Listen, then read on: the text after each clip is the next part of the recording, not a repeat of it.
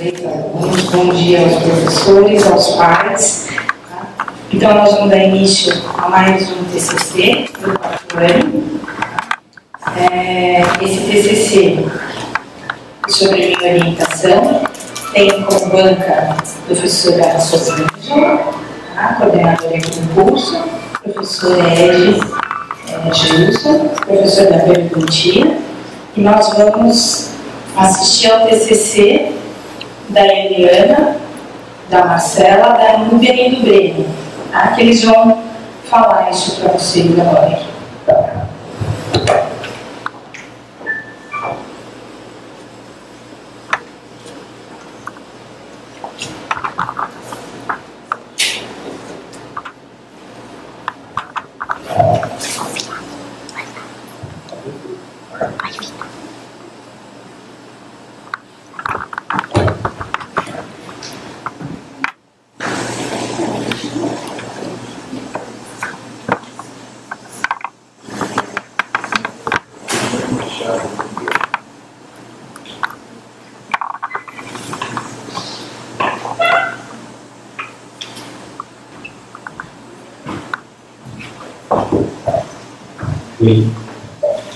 Primeiramente, eu queria dar bom dia a todos que estão aqui, agradecer a banca por ter vindo, a todos os familiares por ter vindo prestigiar a gente nesse dia tão importante.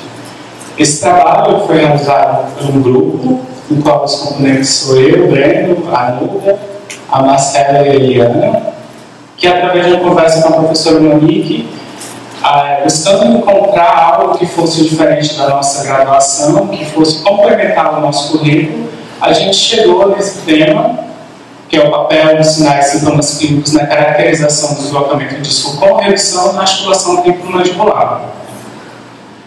Essa articulação é uma articulação sinovial bilateral, ela é interligada pela mandíbula e ela tem movimentos mais limitados do que os outros tipos de articulação sinovial, como a articulação do joelho, que também é articulação sinovial, porém ela tem movimentos amplos. Juntamente com essa articulação, ela faz parte de um sistema que conhecemos como sistema estomacognático. Só que não só ela, também outras partes, tem outras características, outras coisas que juntamente com a articulação também fazem parte do sistema estomacognático, como os músculos da mastigação, que ele tem tanto de um lado como de outro, então é um par de músculos, que é o temporal, como vocês podem ver aqui na foto, o músculo masseter, o músculo pitecoideu medial e o músculo pitecoideu lateral. Esse músculo, nessa região superior, algumas fibras desse músculo ele se inserem na face medial do disco da articulação. Ele está ali supostamente para localizar e dar suporte ao disco em relação às estruturas ósseas que compõem essa articulação. Esse disco é bicôncavo e em uma vista lateral você pode analisar três porções desse disco. Uma porção posterior, uma porção anterior e uma zona intermediária. Que essa zona intermediária está totalmente ligada com as estruturas ósseas, com os ossos que compõem a articulação. Esses ossos são a fossa articular e a eminência articular, ambos do osso temporal, e a cabeça da mandíbula. Na região posterior desse disco, a gente encontra a região retrodiscal ou a zona bilaminar, que nessa zona é onde a gente encontra as veias, as artérias e os nervos. Nessa zona, o suprimento nervoso dessa articulação ela é dada principalmente pelo nervo auricular temporal, pelo nervo masseter e o nervo temporal posterior profundo. Que esses nervos são terminações do ramo maxilar do nervo trigêmeo. Quando você tem uma alteração, uma anormalidade desse músculo ou uma alteração na articulação, ela é conhecida como disfunção temporomandibular, que a gente chama de DTM. Esse nome aqui engloba todas as alterações que encontramos tanto na articulação temporomandibular quanto nos músculos da mastigação. Sendo que essa disfunção temporomandibular é a subclassificação dos episódios de músculos esqueletais. Essa disfunção, ela pode ter uma sintomatologia como a dor, e ela é a principal dor na região orofacial, só que ela não é de origem dentária. Além dessa dor, que é presente, também o paciente pode apresentar a limitação da abertura bucal. Porque essa limitação é quando o paciente não consegue abrir a boca no mínimo de 40 milímetros, que é considerado normal. Então, a gente considera o paciente já abre a boca a partir de 40 milímetros para cima, já é considerado normal. Além de movimentos limitados, também o paciente pode apresentar movimentos assimétricos. Ele pode ter abertura e fechamento e ele desvia a linha média. Além disso, ele também pode apresentar ruídos articulares, que é o barulho percebido na região pré-auricular na frente da orelha. O deslocamento de disco, que é o tema que a gente buscou nesse trabalho, ele é um tipo de disfunção temporomandibular e ele é uma relação anormal que o disco tem com as estruturas ósseas. E um tipo de deslocamento de disco é o deslocamento de disco com redução, que vamos chamar de DDCR, que é esse disco, esse deslocamento de disco é quando o paciente se encontra em boca fechada, o disco está deslocado. Quando o paciente vai abrir a boca, o disco reduz para a posição normal, ele vai ficar em cima da cabeça da mandíbula para percorrer essa cabeça da mandíbula no percurso que ela vai fazer na fossa articular e a eminência articular. E quando o paciente fecha, ao invés de ele ficar nessa região, como eu já falei, ele vai voltar a deslocar. Também tem um outro tipo de deslocamento de disco, que é o deslocamento de disco sem redução. Só que esse não foi o tema do nosso trabalho, a gente não quis adentrar ele para não ficar tão complexo. Eu vou passar um vídeo para ficar mais elucidado para o deslocamento de disco com redução. Essa relação normal do disco em relação às estruturas ósseas, ela foi estudada através de uma pesquisa com ressonância magnética, na qual a posição normal do disco é quando a posição posterior do disco está em posição e nós temos posição de 12 horas em relação à cabeça da mandíbula. E como vocês podem ver agora o deslocamento disso, essa imagem é um pouco complicada para entender, como está um pouco longe, mas aqui dá para ilustrar melhor. O paciente, o disco aqui está deslocado. Quando o paciente vai abrir a boca, ele reduz para a posição normal. E quando o paciente fecha a boca, ele volta a deslocar. Reduziu para a posição normal.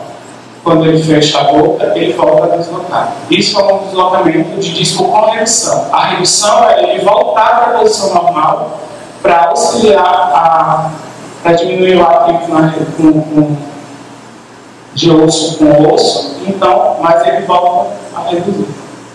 Existem vários fatores etiológicos que levam a um deslocamento de disco, como os bruxismos, as parafunções, a anatomia do tuberco, a anatomia dessa articulação, a alteração do disco articular, as más oclusões. Quando o paciente perde os dentes posteriores, quando tem hipomobilidade. E pesquisadores caracterizam a presença desse píloro estálido como uma função e um fator patognomônico do gênero DCR. Eles falam que para ter o DCR você tem que ter o estálido. E esse deslocamento do disco é muito comum e pode representar uma acomodação fisiológica sem nenhum tipo de significado clínico. Sendo que essa DCR é mais prevalente em mulher do que em homens, numa proporção de 5 para 1 e 9 para 4. Essa diferença que dá de 5 para 1 e 9 para 4, porque você depende da população na qual vai estudar. Depende de quem você vai estudar. Se você vai estudar essa população em um centro no qual estuda DTM, com certeza vai dar maior. Mas se vai estudar a população num todo, com certeza vai dar menor. Existe também controvérsias com relação dessa DDCR, se é uma variação de normalidade que pode ou não progredir por anos. Também não pode uma resolução não necessitar de tratamento.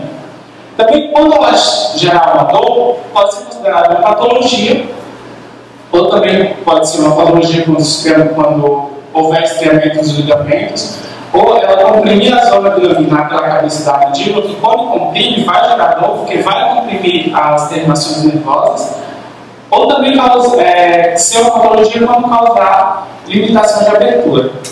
Com isso, no nosso estudo, a gente buscou analisar esses ruídos articulares e os outros sinais clínicos característicos da desarrojo técnico da ATM e como relacionar ele com a presença ou não desse DLCM, cruzar as informações.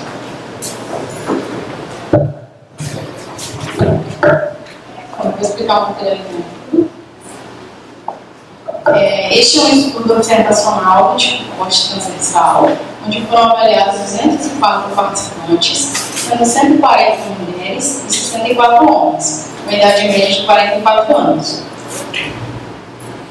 Ele foi realizado aqui na Faculdade de Odontologia da Unicamp por 4 pesquisadores, no período de março a dezembro de 2013. O nosso projeto foi aprovado pelo Comitê de Ética e não foram incluídos menores de 18 anos, participantes que não apresentavam discernimento, os que não assinaram o termo de consentimento livre esclarecido e os que não apresentavam os índices de referência. Este é o questionário de triagem para a DTM da Academia Americana de Orofacial que os participantes responderam. Ele foi realizado por 2 avaliadoras, sendo eu e a Marcela. Como vocês podem ver, ele é composto de 10 questões direcionadas com respostas sim e não, que são relacionadas aos sinais e sintomas mais frequentes de dor orofacial e DTM. Dentre essas 10 questões, as mais específicas para a nossa pesquisa foram a 4, a 6 e a 7. A 4, se o participante percebe ruído, barulhos na região da DTM, sim e não, isso é relatado na ficha. A 4 ela está relacionada aos desarranjos internos da DTM, ou seja, que é uma DTM de origem articular. A 6, se ele tinha dor na região das bochechas, das têmporas, ou ao redor das orelhas. Sim, não, isso é anotado na ficha também onde. A 7, se ele tinha cefaleia, dores no pescoço ou nos dentes com frequência. Sim, não e o que? Era anotado na ficha. Lembrando que a 6 e a 7 elas estão relacionadas aos sinais mais frequentes de dor orofacial e distúrbios extracapsulares da DTM, sendo assim uma DTM de origem muscular. Bom, essa aqui é a parte do exame clínico. Ela foi realizada por 2 examinadores previamente calibrados, onde nós avaliávamos com a finalidade de avaliar o padrão de abertura de acordo com o critério NDC-TND. O critério NDC-TND ele é um critério utilizado para diagnosticar uma DTM. Para a realização do exame clínico, os participantes foram orientados a estarem sentados, com os pés totalmente ao solo e cabeça apoiada. Então, os examinadores solicitavam que os participantes abrissem e fechassem a boca por no mínimo 3 vezes. E para categorizar esse padrão de abertura, era necessário que se repetisse por no mínimo 2 vezes. O padrão de abertura eles foram categorizados em reto, desvio lateral direito corrigido, desvio lateral direito não corrigido. O mesmo acontece para o lado esquerdo. Caso não se enquadre nenhum desses padrões, ele se especificava em outro tipo. Nessa parte do exame clínico, nós avaliamos a obtenção do amplitude de abertura bucal, solicitando que o participante abrisse o máximo que ele conseguisse a boca, sem desconforto, e então, com a régua terabyte na borda incisal dos dentes de referência, que são o incisivo central superior esquerdo e o incisivo central inferior esquerdo, era obtida essa medida. Após isso, era solicitado que o participante abrisse um pouco mais até ele sentir um desconforto. Então, também era obtida essa medida em milímetros. Após isso, era questionado ao participante se ele sentiu dor, se ele sentiu e qual foi a região anatômica. De acordo com isso, os examinadores eles categorizavam se era uma dor de origem muscular ou articular. E era questionado ao participante também se essa dor lhe era familiar, ou seja, se ele já havia sentido essa dor antes. Também era medido o espaço vertical. Nessa parte final do exame clínico, nós avaliamos os ruídos articulares por meio da colocação das mãos na região da TM. Os examinadores solicitavam que os participantes abrissem e fechassem a boca por no mínimo 3 vezes. E Era solicitado que os participantes fizessem movimentos de abertura e fechamento da boca, e aí eles sentiam ou não a presença do ruído articular, se ele estava presente na abertura e ou no fechamento, e em qual lado estava presente. Do mesmo modo, para os movimentos expulsivos de lateralidade, direita e esquerda, e introdutivo da mandíbula. Caso o participante avaliado apresentasse um ruído articular na abertura e no fechamento, que é definido como estágio recíproco, era solicitado que o participante executasse esses mesmos movimentos, só que com a mandíbula protuída. E caso o ruído articular fosse eliminado, isso caracterizaria um deslocamento de disco com redução. Para categorizar esse ruído articular, era necessário que ele repetisse esse padrão, essa abertura, no mínimo 2 vezes. Estes testes, Mann-Whitney e Quadrado, Kappa, concordância de Kendall e G de Cochrane, eles foram utilizados para análises estatísticas das coletadas. E em todos os testes foi fixado 0,05 a 5% o nível de rejeição da hipótese de nulidade.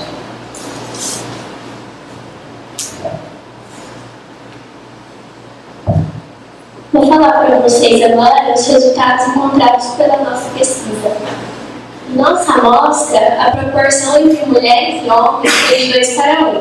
E essa proporção está de acordo com a literatura quando se estuda sinais e sintomas de DTM na população de um modo geral. Já ao compararmos a amostra em relação às suas idades, através do teste Mann-Whitney, que nos mostrou uma diferença estatística significante, vimos que as mulheres são mais jovens quando comparadas aos homens, uma diferença de 33 anos de média para 50. Essa diferença pode ser explicada, talvez, pelas mulheres serem mais preocupadas e cuidadosas com sinais dolorosos e procurarem tratamento precocemente. Essa diferença nas idades e a diferença do M da nossa amostra fez com que a gente estudasse o gênero separadamente. Já em relação à amplitude bucal encontrada na amostra, através do mesmo teste, vimos que as mulheres abrem menos a boca quando comparadas aos homens, uma diferença de 50 milímetros de média para 54. Só que em nenhum dos gêneros a gente encontrou uma limitação da abertura, que no caso deveria ser menor de 40 milímetros. A ausência desse achado clínico era desejada, já que a nossa amostra, já que estudávamos um DDCR, e nesse tipo de alteração não deve haver uma limitação na abertura bucal. Já em relação aos padrões de aberturas encontrados no exame clínico, percebemos que o mais frequente foi o REP, 75% nos homens, 57,9% nas mulheres. Esse padrão não caracteriza uma DTM. Era também esperado que ele fosse mais frequente, já que a nossa amostra procura as clínicas da Unisanta atrás de tratamento dentário primariamente, e não para sinais de DTM, seguidos dos desvios corrigidos tanto direito quanto esquerdo. E esses sim caracterizam o desarranjo interno da TM, em específico da DCR, que é o tema do nosso trabalho.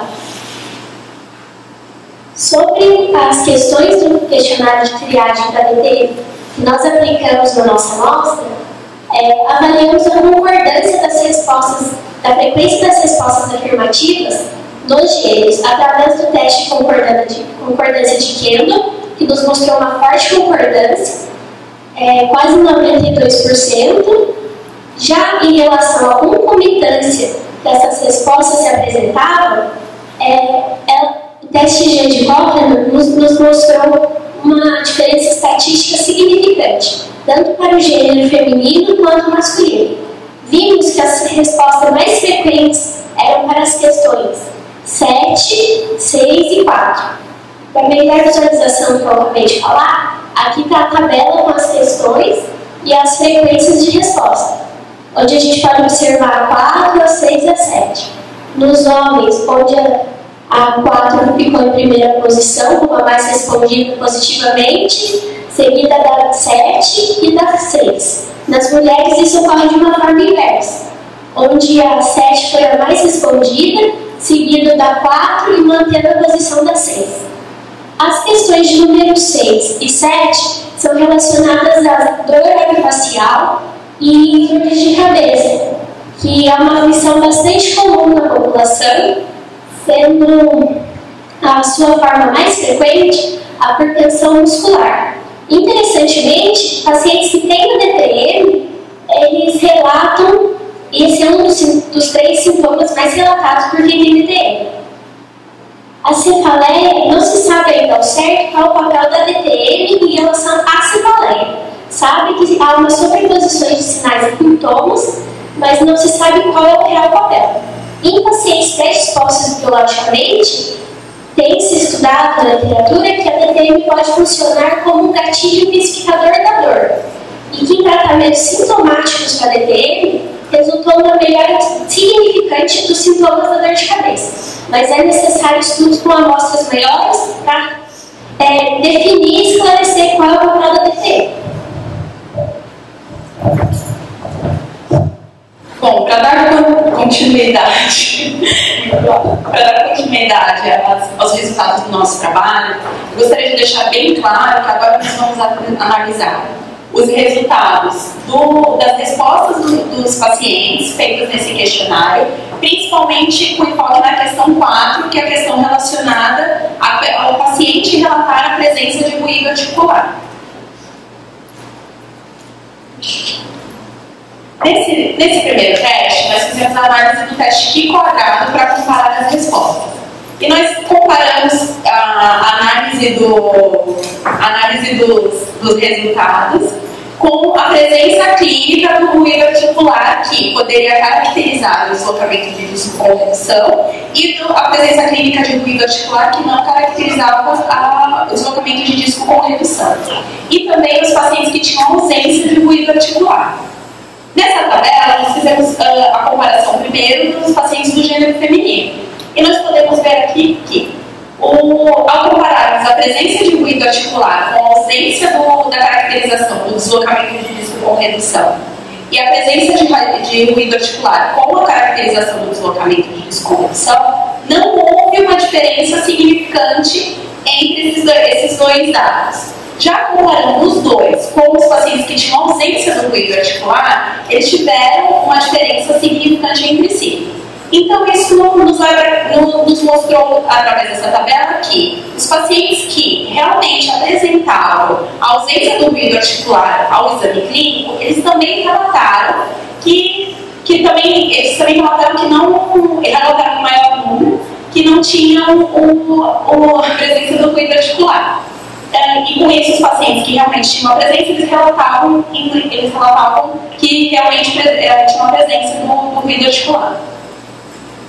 Na análise feita, a mesma análise feita, só que agora para os pacientes do gênero masculino, não houve uma diferença significante entre os resultados. Isso provavelmente aconteceu porque o N de participantes do gênero feminino da nossa pesquisa foi muito maior do que os pacientes do gênero masculino, como já foi citado. Também utilizamos outros testes estatísticos, o teste CAPA e o teste de McNemer, sendo que o teste CAPA ele avalia a concordância entre os resultados e o teste de McNemer avalia a discordância entre os resultados. Nessa primeira tabela, nós avaliamos nos homens o relato do ruído articular e os pacientes que tiveram a caracterização do DDCE. E nela, nós podemos ver que o teste CAPA mostrou que não houve concordância entre a caracterização do deslocamento de disco com redução com o relato do ruído articular pelo paciente. Já o teste de McNemer mostrou que os pacientes que apresentavam o deslocamento de disco com redução como característica foi significantemente menor o relato os pacientes que apresentavam o deslocamento de disco com redução, o relato do ruído articular foi significantemente menor, com valor de 4,69%, como a gente pode ver aqui, do que os pacientes que não apresentavam o deslocamento de disco com redução, mas eles relatavam o ruído articular, que foi de 28,12%. Ao fazermos a mesma comparação, só que agora para os pacientes do gênero feminino, obtivemos o teste teve que uma não concordância entre o deslocamento de disco com redução e o relato do paciente ao ruído. E o teste de McNemar também mostrou que os pacientes que tinham o deslocamento de disco com redução presente e eles não relatavam o ruído articular, foi significantemente menor, com valor de 4,28%.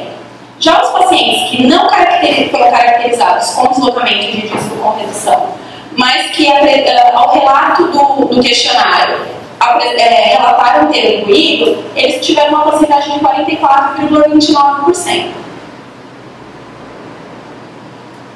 Agora, nós fizemos a comparação utilizando os mesmos testes, só que para a presença do ruído articular detectada no exame clínico feito pelos examinadores. E os pacientes que tiveram a caracterização do DDCR. Então, o que o teste CAPA mostrou aqui? Que houve uma fraca concordância entre a presença do deslocamento de disco com redução e o relato a presença do ruído articular no exame clínico agora. E os pacientes com deslocamento de disco com redução ausente, só que com ruído articular presente no exame clínico, tiveram uma porcentagem de 29,7%. Só que o teste de McNemar também mostrou que não existem casos de deslocamento de disco com redução com ausência do ruído articular. Ele foi para os homens. Já para as mulheres, o teste CAPA também mostrou que houve fraca concordância entre a presença do deslocamento de disco com redução e a presença de ruído articular no exame clínico. E o teste de McNemar mostrou que também as mesmas coisas que para o gênero masculino, que o deslocamento de disco com redução ausente e a presença de ruído articular no exame clínico foi de 35%, e que não há casos de deslocamento de disco com redução com ausência de ruído articular no exame clínico. Isso nos mostra que o nosso trabalho mostrou que a presença do ruído articular, tanto no exame clínico quanto o relato do ruído articular do paciente, não estão correlacionados com o deslocamento de disco com redução, que é o que também nos mostra a literatura. E com isso nós vimos que a presença do ruído articular ainda é muito questionável no deslocamento de disco com redução, porque o ruído articular ele não está só presente no DDCR, né? Ele está presente também em casos de deslocamento de disco sem redução, em casos de hipermobilidade articular e em casos de incoordenação muscular. Sendo que, através de pesquisas feitas com exames de ressonância magnética, mostrou-se que 1/3 da população apresenta o deslocamento de disco com redução, mas esse deslocamento ele se mantém estável, essa alteração se mantém estável ao longo da vida, sem necessidade de tratamento ou ter algum tipo de sintomatologia. Então, sem ter algum tipo de sintomatologia, também é questionável esse tratamento, porque há 2 tipos de tratamento. O tratamento conservador, que é um tratamento que não visa, um tratamento que não trata a principal queixa do paciente, que é o ruído articular quando ele faz os movimentos mandibulares. Já o tratamento invasivo, que trata esse ruído articular, que é a principal queixa dos pacientes, ele não é duradouro, mostrando a literatura que ocorrem muitas recidivas. Então, com isso, com o nosso estudo e também através da literatura, vê-se que os ruídos da ATM, eles não se tratam de uma patologia. E através do nosso estudo, nós conseguimos inferir que, através de todos os resultados, tanto o relato do paciente como a presença de ruído articular ao exame clínico não está correlacionado com o deslocamento de disco com redução, assim como o padrão de abertura mandibular, que para você ter um padrão de um DDCR, o paciente precisa ter um padrão de abertura mandibular alterado, que são os desvios que já foram citados anteriormente. Então, na nossa pesquisa, o padrão de abertura mandibular foi predominantemente reto em ambos os gêneros, o que não caracteriza o deslocamento de disco com redução. Nós também sabemos que estudos com amostras maiores são necessários para a gente confirmar que o deslocamento de disco com redução da TM não se trata de uma patologia, e sim de uma patologia que precisa ser tratada, né? E sim de uma alteração anatômica, uma variação anatômica da normalidade. Eu gostaria de salientar também que esse tema foi um tema que abrangeu bastante, né, que aumentou bastante os nossos conhecimentos, porque era um tema que a gente não conhecia, e com isso nós vimos que existem muitos pacientes que sofrem, não só de o deslocamento de disco com redução, a gente acabou, como o nosso questionário, ele é um questionário que é específico para TTM e dor orofacial, nós conseguimos ver que tem muitas pessoas que sofrem de dores, que elas não sabem a origem, muitas vezes procuram médicos, tem alterações, muitas vezes alterações psicológicas por causa das dores, e elas não conseguem um tratamento específico, elas nunca imaginam que é um dentista que vai tratar essa dor delas. E com isso a gente conseguiu ajudar algumas pessoas, que foi muito gratificante para o nosso conhecimento, e conseguimos ver que a gente espera que agora nós, como dentistas, nossos futuros colegas que estão aqui, não olhem só as pessoas com dente, não é dente, não é dente só. Eu acho que a gente tem que olhar as pessoas no geral para tentar manter o bem-estar do paciente e assim mantê-los saudáveis. Agora a gente terminou e a gente está disponível para qualquer tipo de pergunta.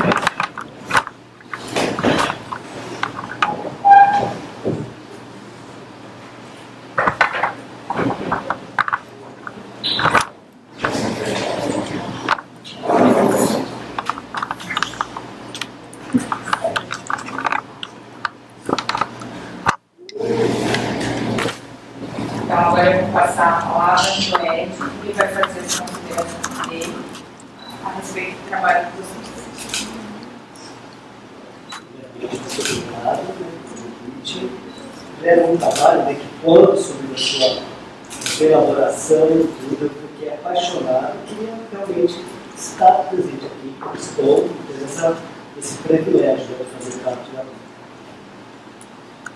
Foram informações importantíssimas para mim, porque eu sou o tipo de profissional que realmente sempre falo mal.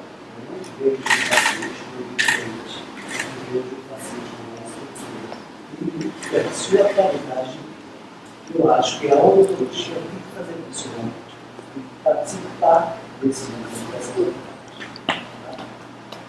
Outra coisa que é interessante sobre essas informações de vocês, a mim deixou um gosto, quero mais, e vejo que vocês têm essa propriedade de decidir. E esclarecer umas coisas aí no nosso trabalho, quero que vocês essa vontade, essa eu fiquei assim, um pouco de respeito esses deslocamentos, essas informações que ontem, através do estudo da semana toda, estudando pela anatomia, rememorando a anatomia específica dessa região, sobre essa região assim, da reta distal, que é bastante legal, certo? E nessas pesquisas, estudadas, mas sobre esse deslocamento que se dá disso, essa região e esse ponto pressionando essa região, o vários ficam muito mas a maior procura do paciente seria essa autossuficiência de dor, né? Sobre essa dor, de risco de votos foi o que mais se enfatizado nos centros espíritos, sobre as dores, vai para a bastante. Então, tipo assim, como o foco da nossa pesquisa foi avaliar o ruído, que é uma coisa muito questionada na literatura, teve enfoque para a dor, porque o questionário, ele pergunta se o paciente tem sintomatologia dolorosa.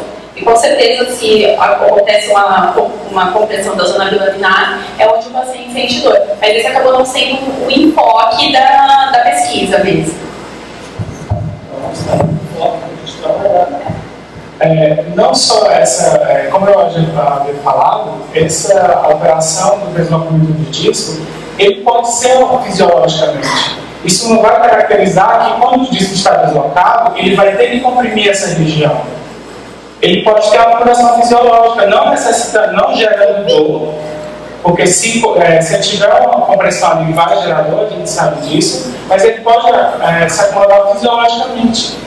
Isso é por isso que muitos pacientes ele têm um deslocamento do disco, só que ele não tem a sintomatologia de dor, de chegar e procurar o atendimento odontológico para tratar a dor provocada pela compressão da zona bilaminar. A gente encontrou muito paciente que tinha fluidos articulares, que poderia caracterizar um deslocamento de descompressão, porém ele não apresentava dor, ele na verdade nem se tocava que tinha aquilo.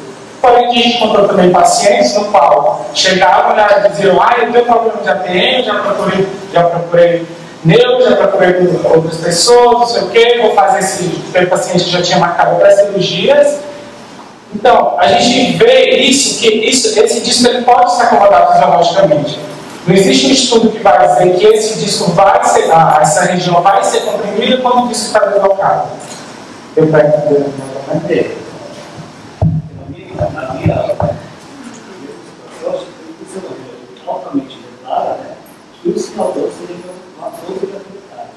Teve também pacientes que chegavam reclamando propriamente da dor, só que eles não sabiam relatar de maneira correta se era só dessa região. A dor era tão intensa que não cessava com o uso de analgésico. No caso, eu atendi uma paciente que há muito tempo tinha essa dor, eles não sabem nem determinar mais onde dói. Começa a doer tudo na região orofacial. Eu tive uma paciente que eu atendi em dentística durante 3 meses.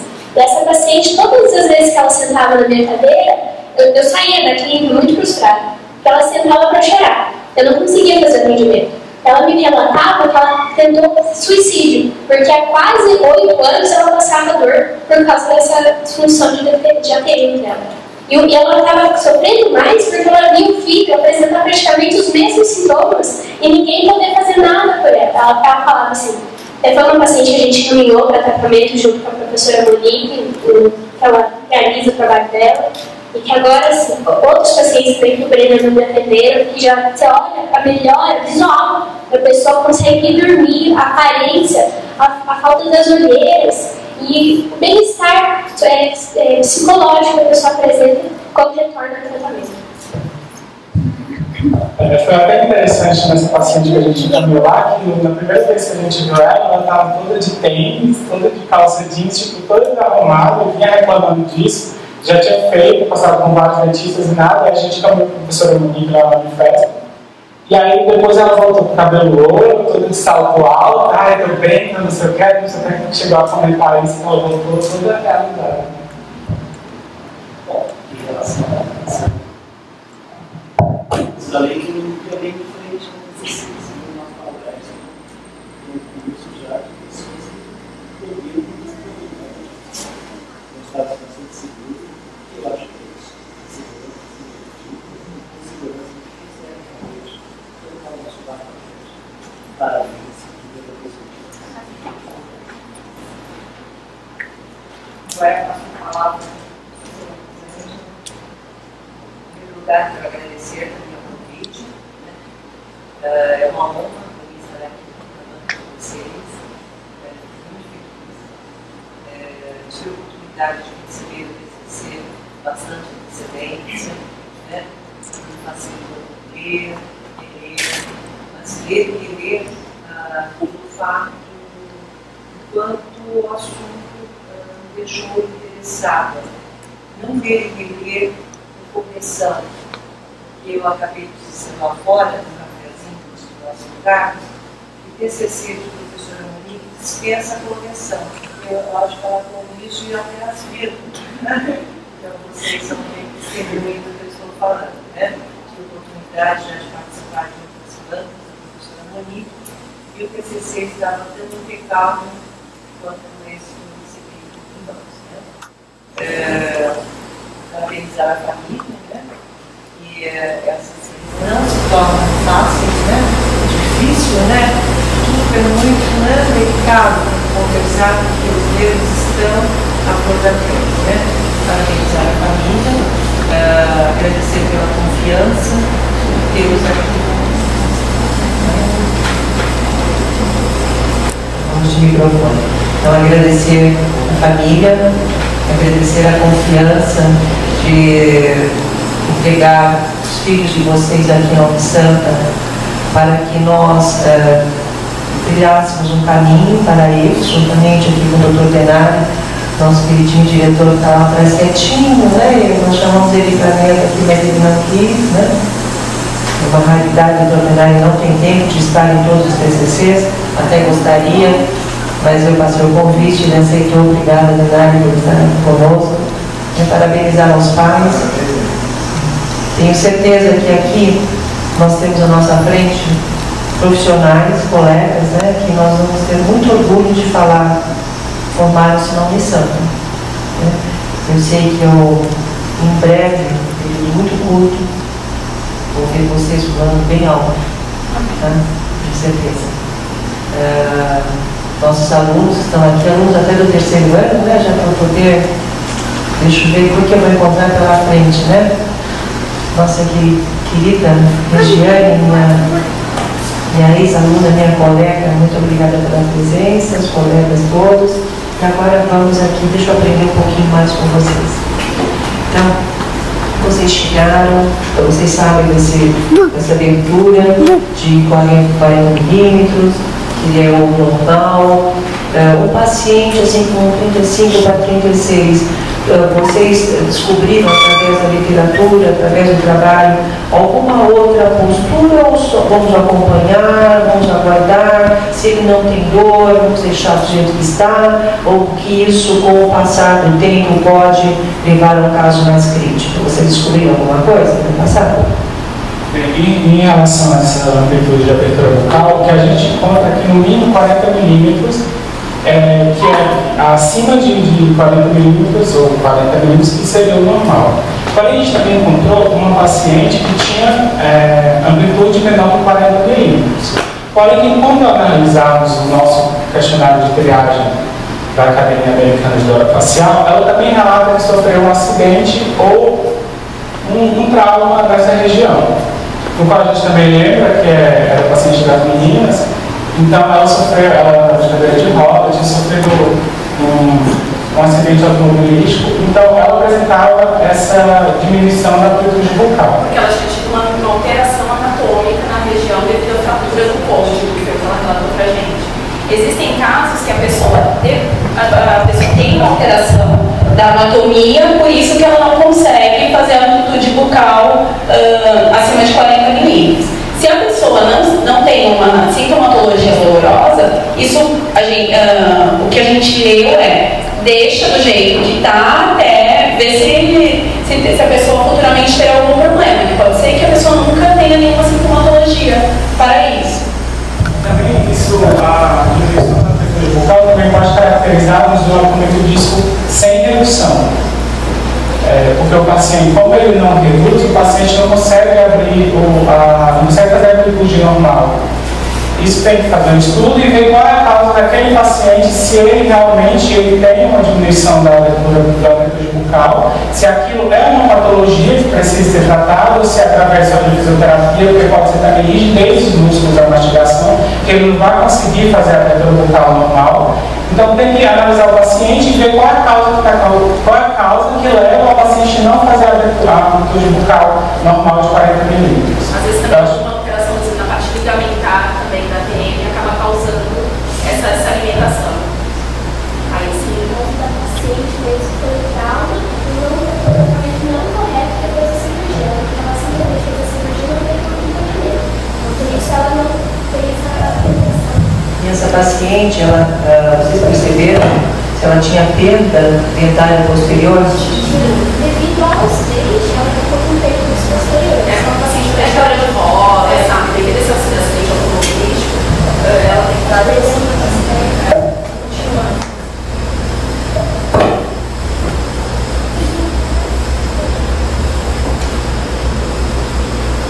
na anamnese de vocês, o paciente que apresentava dor, qual foi o tratamento que teve maior, que o paciente relatou para vocês com mais frequência? Esse tipo de tratamento foi mais abordado pelos pacientes na anamnese?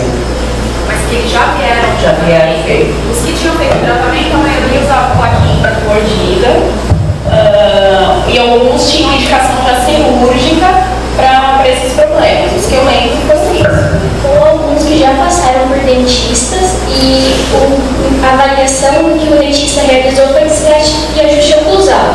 Mas assim, depois do desgaste, houve melhora. Mas em pouco tempo, reciprocou. A gente fala que esses tratamentos mais invasivos, eles vão tratar a consequência, mas eles não procuram e tratam a causa da dor. Professora, que me dou por satisfeita, mas assim como eu já vi paciente que tentou suicídio por conta da dor muito forte na TM, eu já tive paciente que estava querendo separação no casamento, ela foi encaminhada para um profissional em Santos para fazer um tratamento de TPM e ela reatou o casamento, ficou lindona, charmosa, então vocês veem a importância, né? E é uma especialidade com tão poucos ainda especialistas, né, professora? Então, gente, eu me dou por satisfeita, parabéns, e que aí, quem sabe, mais uma especialidade para vocês, né, se aperfeiçoarem mais, cada vez mais, e nós sabemos para quem indicar, né, pensando. Beijo grande, parabéns, tá? Professora, parabéns, obrigada pelo convite. A gente vai sair um pouquinho agora para vocês, e a gente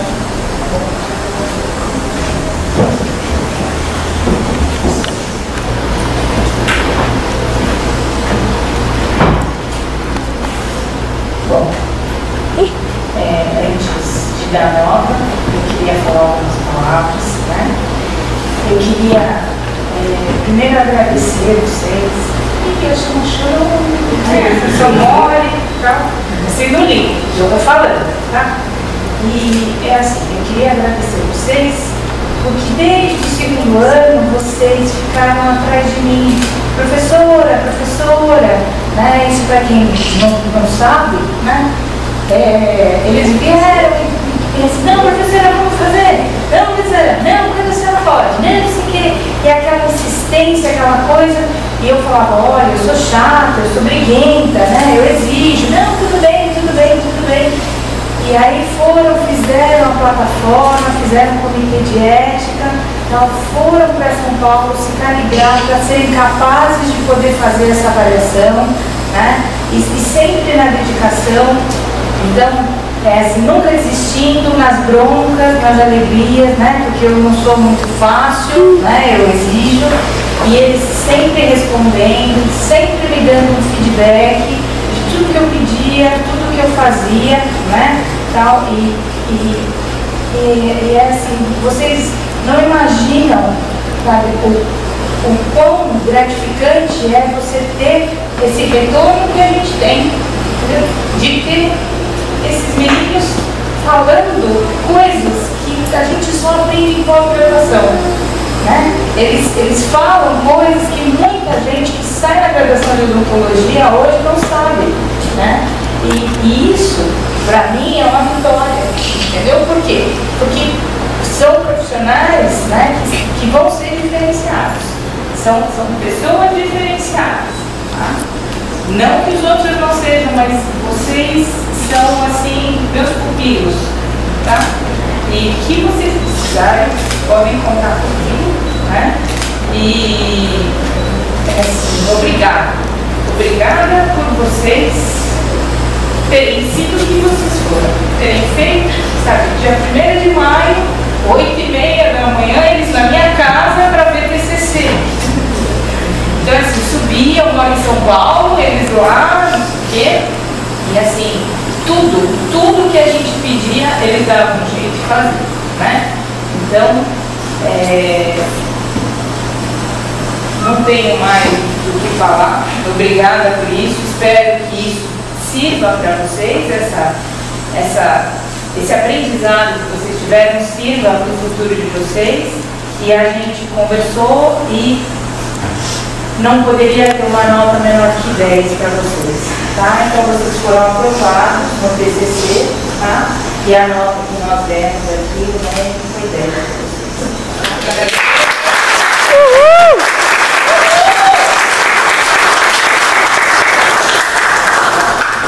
Padrão vivo. Agora eu gostaria de fazer um agradecimento a todos que estiveram presentes, por ter tido a paciência de assistir esse tema, que a gente sabe que não é um tema de fácil entendimento. Eu espero que tenha ficado elucidado para todo mundo esse tema. Eu gostaria de agradecer a todos os nossos amigos que estão presentes, que fizeram o esforço de estar aqui, aos nossos familiares, aos nossos pais que estão aqui, que foram de total importância para a gente, aos nossos professores, que são maravilhosos sempre, que sempre quando nós precisamos, são os professores que nos ajudam. E muito obrigada por virem, professora Eva, professora Rosângela, vocês são maravilhosos. E professora Bonita, a gente não tem o que agradecer o que você já fez pela gente, como você nos ajuda, quando você teve paciência em nos ensinar coisas que a gente nunca imaginava, como você mesmo citou. E ter tido paciência de muitas vezes, vocês erraram, e a gente acabava repetindo o erro e nos corrigir. Você não sabe quanto isso é importante para a nossa formação. Obrigada.